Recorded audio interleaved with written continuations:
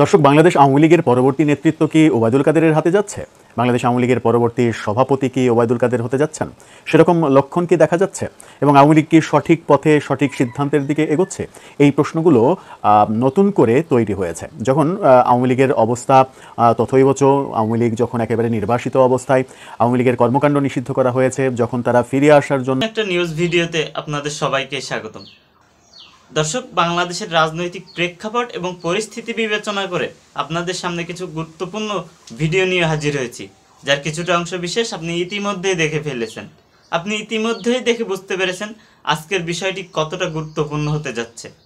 তো যারা ভিডিওটি অন করেছেন তাদেরকে বলবো আপনারা না টেনে পুরো ভিডিওটি দেখতে থাকুন। তো আমি এ বিষয়ে আর বেশি কথা না বাড়িয়ে চলে যাব আমরা মূল আলোচনার ভিডিওতে। তার আগে বলবো যারা এখনো পর্যন্ত আমাদের চ্যানেলটি সাবস্ক্রাইব করেননি, যদি তারা নিয়মিত আপডেট নিউজগুলো পেতে চান তাহলে অবশ্যই আমাদের চ্যানেলটি সাবস্ক্রাইব করে পাশে থাকা বেল আইকনটি বাজিয়ে রাখবেন। তো চলুন আমরা আর বেশি কথা না বাড়িয়ে আমাদের মূল ভিডিওতে চলে যাই। হাতে যাচ্ছে কিনা, এমনকি সিদ্ধান্তের দিকে যাচ্ছে আওয়ামী লীগ, কিংবা আওয়ামী লীগের সভানেত্রী শেখ হাসিনা কি এমন সিদ্ধান্তের দিকে যাচ্ছেন যে তিনি যেহেতু অনেক বেশি বয়স্ক হয়ে গেছেন, আওয়ামী লীগের এই ক্রান্তিকাল পেরিয়ে যখন আওয়ামী লীগ ফিরবে তখন হয়তো শারীরিকভাবে ফিট থাকবেন না, তাই পরবর্তী নেতৃত্বর কথা যখন ভাবা হচ্ছে তখন ওবায়দুল কাদেরের কথাই ভাবা হচ্ছে, কিংবা তিনি ওবায়দুল কাদেরের কথাই ভাবছেন। প্রশ্নটা আসলো কেন? প্রশ্নটা এই কারণেই আসলো যে আমরা প্রথম দেখলাম যে আওয়ামী লীগের ফেসবুক পেজে ওবায়দুল কাদের কিছুদিন আগে বিবৃতি দিলেন।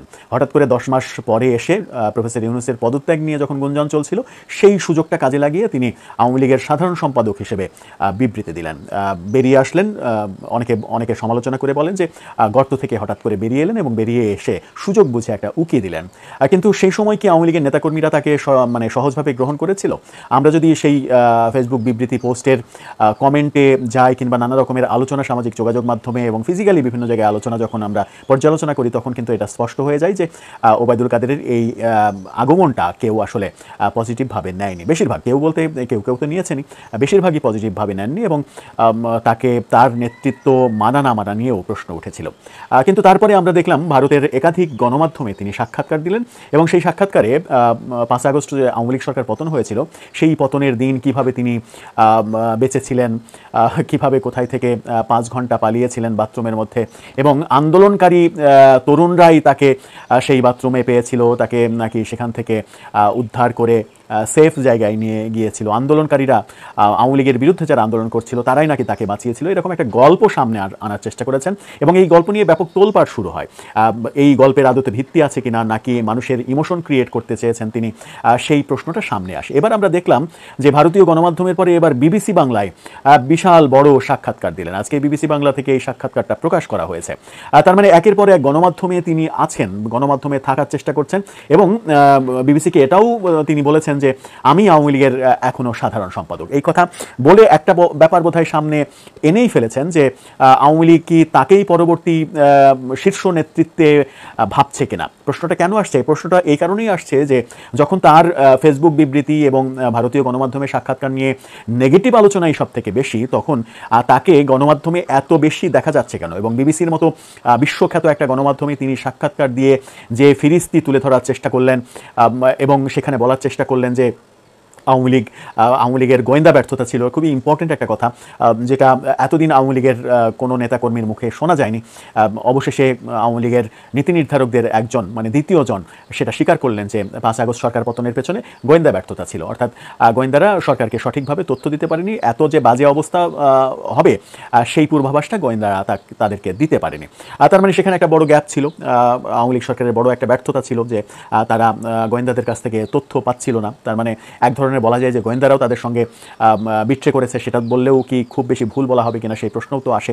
আবার ওবায়দুল কাদের বলেছেন যে ক্ষমা চাওয়ার প্রসঙ্গ এখন নেই, দেশে ফিরে যখন আমরা রাজনীতি করার সুযোগ পাবো, যখন আমরা কথা বলার সুযোগ পাবো, আবার দলকে ঢেলে সাজানোর সুযোগ পাবো, তখন আমরা ভেবে দেখব ক্ষমা চাওয়ার প্রসঙ্গটা তখন আসবে, ক্ষমা চাওয়ার প্রসঙ্গটা তখন প্রাসঙ্গিক হবে। তার মানে ইনডাইরেক্টলি এটাও স্বীকার করছেন যে তারা ক্ষমা চাওয়ার প্রস্তুতিও নিচ্ছে। এই যে এত এত তথ্য বলছেন, বিবিসি বাংলাকে একটা বিস্তর সাক্ষাৎকারে অনেক কথা বলেছেন এবং দলের দায়িত্ব নিয়ে তিনি এই কথা বলেছেন, এত কথা তাকে বলতে দেয়া হচ্ছে কেন? তাহলে কি শেখ হাসিনা তাকেই আগামীর নেতৃত্বে দেখতে চাচ্ছেন? আগামীতে আওয়ামী লীগের শীর্ষ নেতৃত্বে কি ওবায়দুল কাদেরই আসছে? সাধারণ সম্পাদক অন্য কেউ হয়ে যাচ্ছে? শেখ হাসিনার অবর্তমানে ওবায়দুল কাদেরই হবেন আওয়ামী লীগের সভাপতি? এরকম দৃশ্য কি আমাদের দেখতে হবে কিংবা আমরা দেখতে পাবো? সেই প্রশ্নটা আসলে উস্কে দেয়, এই কার্যক্রমগুলো এই প্রশ্নটাকে উস্কে দেয়। তাতে কি আওয়ামী লীগের খুব একটা লাভ হবে, নাকি আওয়ামী লীগ যে ভুলের সাগরে পড়ে আসলে 5 আগস্টে তাদের পতন হয়েছিল, সেই অবস্থার আরও বেশি অবনতি হবে যদি ওবায়দুল কাদেরের মতো বিতর্কিত একজন নেতাকে আওয়ামী লীগের শীর্ষ নেতৃত্বে রাখা হয়? অনেকে তো এখনই এমন কথাও বলেন যে ওবায়দুল কাদেরকে সাধারণ সম্পাদকের পদ থেকে সরিয়ে দেওয়াটা এখন খুবই জরুরি সময়ের দাবি। ঠিক সেই সময় ওবায়দুল কাদের যখন দ্ব্যর্থহীন কণ্ঠে বলেন আমি এখনও আওয়ামী লীগের সাধারণ সম্পাদক, তার মানে একটা কোনো সিগন্যাল বলেই দেয় এখানে যে ওবায়দুল কাদেরই আস্থা খুঁজে পাচ্ছে আওয়ামী লীগ। কিন্তু তৃণমূলে ওবায়দুল কাদেরের উপরেই কি আস্থা রয়েছে? জুলাই আগস্ট বিপ্লবের সময় ওবায়দুল কাদেরকে নিয়ে সব থেকে বেশি বিতর্ক হয়েছে, তার বিভিন্ন কথাবার্তা সেগুলো সব থেকে বেশি বিতর্কের সৃষ্টি করেছে। তথ্য প্রতিমন্ত্রী মোহাম্মদ আরাফাত, তার কথাবার্তা বিতর্ক সৃষ্টি করেছে। সব থেকে বেশি বিতর্কিত হয়েছেন ওবায়দুল কাদের। নানা রকমের চটকদার কথা বলে তিনি আন্দোলনকারীদের আরও বেশি উস্কে দিয়েছেন বলে অভিযোগ রয়েছে এবং ছাত্রলীগকে কাজে লাগানো, এই সব আন্দোলন ঠেকানোর জন্য আমার ছাত্রলীগই যথেষ্ট, এরকম কথা বলে ব্যাপারটাকে আরও বেশি ঘোলাটে করে ফেলেছিলেন। এবং 5 আগস্ট সরকার পতনের যে 2-3টা মেজর পয়েন্ট, তার মধ্যে ওবায়দুল কাদের অন্যতম একটা মেজর পয়েন্ট এমনভাবেই বিশ্লেষণ করা হয়ে থাকে, এমনভাবেই সবাই ভেবে থাকেন। তারপরেও ওবায়দুল কাদেরকে যেহেতু সামনে আনা হচ্ছে, বারবার তাকে সামনে আনা হচ্ছে এবং সর্বশেষ বিবিসিতে আওয়ামী লীগের মানে কর্ণধারের মতো করে যেভাবে তিনি কথা বললেন, তাতে কেন যেন মনে হচ্ছে যে আওয়ামী লীগের শীর্ষ নেতৃত্বে ওবায়দুল কাদের চলে আসলেও অবাক হওয়ার কিছু থাকবে না। দর্শক, আপনার কি মনে হয়, শেখ হাসিনা কি ওবায়দুল কাদেরকেই বেছে নিচ্ছেন আওয়ামী লীগের পরবর্তী প্রেসিডেন্ট হিসেবে? যখন গুঞ্জন ছিল সাবেক রাষ্ট্রপতি আব্দুল হামিদ কিংবা সাবির হোসেন চৌধুরী কিংবা নারায়ণগঞ্জের মেয়র আইভি, তাদেরকে নিয়ে যখন গুঞ্জন চলছিল, এর ফাঁকে নতুন করে কি এরকম সিদ্ধান্ত হয়েছে আওয়ামী লীগের যে ওবায়দুল কাদেরই আওয়ামী লীগের পরবর্তী কাণ্ডারি?